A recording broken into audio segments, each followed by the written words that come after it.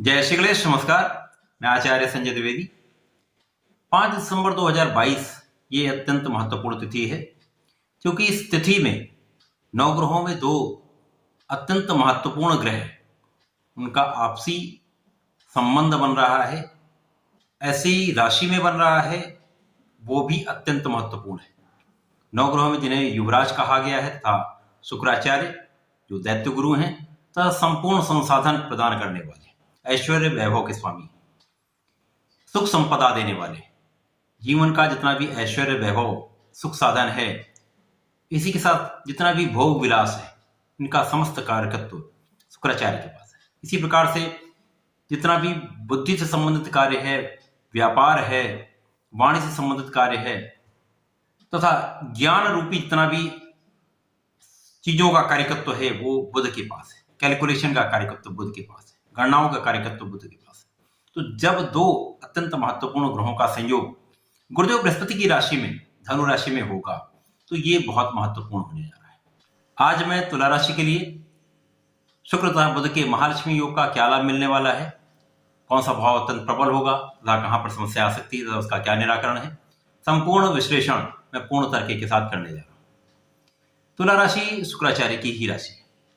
तुला राशि के लिए बुध भाग्य के स्वामी है तथा द्वादश के स्वामी, भाग्य व्यय के स्वामी का लग्न के तथा अष्टम के स्वामी के साथ गोचर यहां पर तृतीय भाव में हो रहा है। तृतीय भाव को बहुत अच्छा फल देने वाला भाव नहीं कहते, ये पराक्रम का भाव है, परंतु जब लग्नेश यहां पर होंगे तो स्थिति आपके कंट्रोल में होगी। उसके पश्चात ये जिस राशि में बन रहा है वो धनु राशि है, जिसके स्वामी षष्ठम भाव में होंगे। षष्ठम भाव जहां पर गुरुदेव अपनी ही राशि मीन राशि में होंगे। त्रिक भाव में कोई भी ग्रह बहुत अच्छा फल नहीं प्रदान करता है। शुक्राचार्य की राशि के लिए गुरुदेव कारक भी नहीं है, परंतु जो यहां पर ग्रहों की स्थितियां हैं, लग्नेश की स्थिति है, उसके कारण जो प्रभाव पड़ रहा है उसके अनुसार तृतीय भाव में जब शुक्र तथा बुध का महालक्ष्मी योग बनेगा तो 100% इस भाव में प्रबलता आएगी।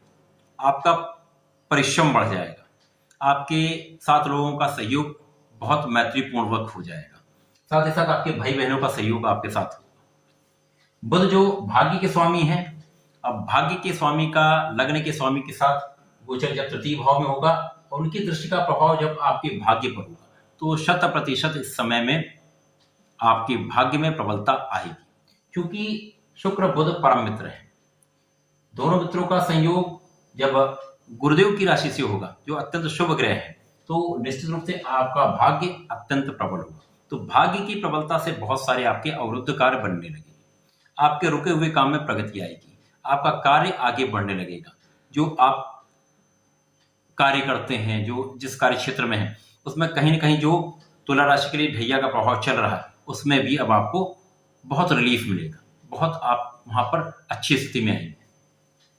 उसके पश्चात कुछ व्यय में आपकी वृद्धि हो सकती है, परंतु जब ये अष्टम का स्वामी तृतीय में जाएगा, जो कि लग्न का भी स्वामी है, जो परिश्रम के भाव में जाएंगे, तो यहाँ पर गुरुदेव के साथ संबंध बनेगा, जो कि षष्ठम के स्वामी है।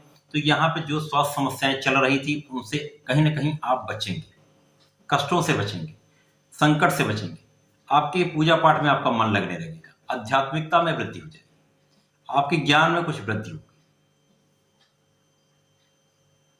शुक्र बुध का संयोग तृतीय भाव में लग्न को प्रबलता देगा। यहां पर जब आप परिश्रम कर रहे हो, वहां पर आपके भाग्य का साथ ना मिले तो आपको सफलता नहीं मिलती, परंतु अब स्थिति ऐसी है जहां पर आपके भाग्य का पूर्ण साथ आपके साथ होगा, तो जो भी परिश्रम आप करेंगे तो उसका लाभ आपको निश्चित रूप से मिलने वाला है।